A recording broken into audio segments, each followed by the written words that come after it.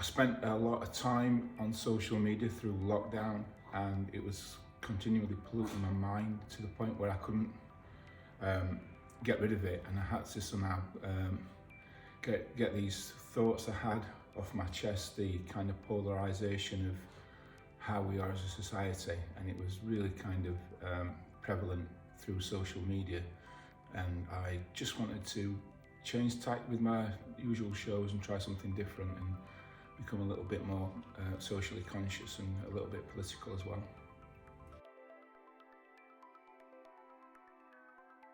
One of the big challenges I had was trying to diversify the mediums that I used and also the styles. I changed those around quite a bit, so I was doing some of my old school McKee style but also a new interpretation of my work, and I just wanted to make the show visually exciting as well as the message being really direct and to the point, and it's just to balance those two things out really.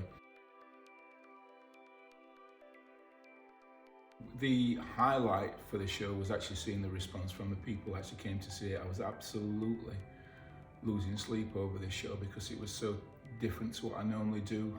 Obviously my shows tend to focus deeply on nostalgia and culture and themes that are quite comfortable for us to look at, whereas this was a complete reversal, and it was very current, very contemporary and very in your face politically.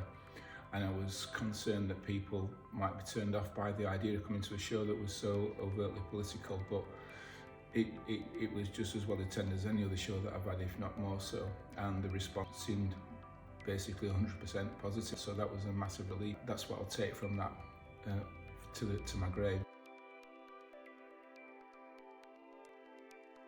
One of the pieces of work that I was most proud of was Porridge Eaters. It was a difficult subject for me to paint because I come from a working class background and I'm incredibly supportive of the working class people and the culture that we have. And I wanted to take the veneer off of my paintings when it comes to the working class people, my subject, and paint it in a rawer vision.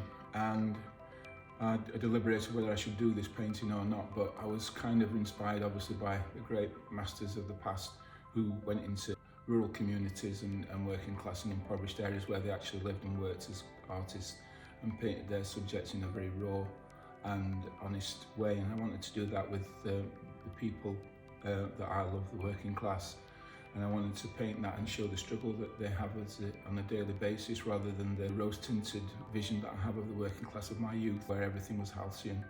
And I wanted just to basically scratch that wound a little bit with the painting, and I feel like I succeeded in some way to do that. And I painted the painting was done with compassion and love, but I wanted to basically be as honest as I possibly could with that particular painting, and I hope that I achieved that.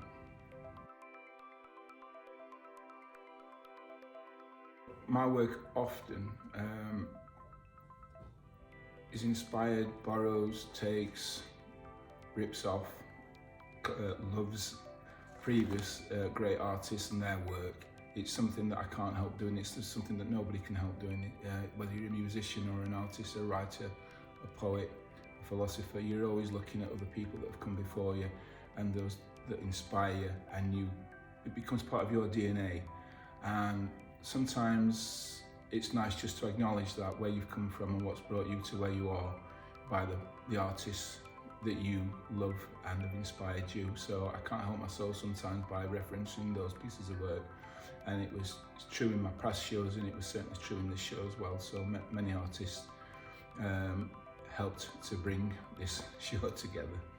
One example of that was Magritte's This Is Not a Pipe. I did the version This Is Not a Gun.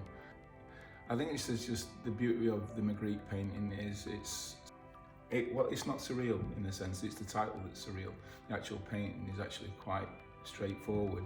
It's just a pipe on a very nice mustardy kind of taupe background, and I just wanted to replicate that. I wanted to make this toy cap gun this honest, simple toy, a machine of pleasure and fun, but the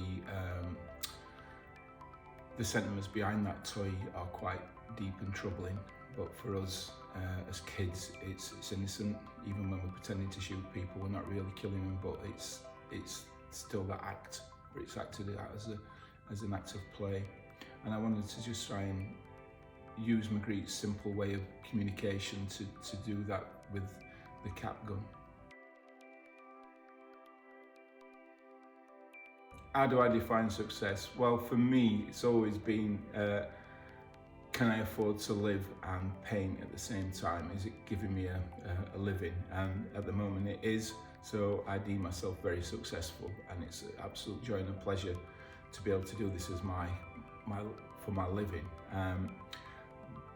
The side to that is the fact that so many people actually like what I do and come and support me by seeing my shows and buy my work and put it in their houses and treasure it and tell me when I'm out at the cafe or in the supermarket how much they like my work, and I absolutely love that, and it's really, really special that I can touch people's lives in such a way with such a simple medium. In the future, there's a few ideas that I want to explore, and one of those is a love story, and that will be my next show, and more details to follow, but it's going to be a tearjerker.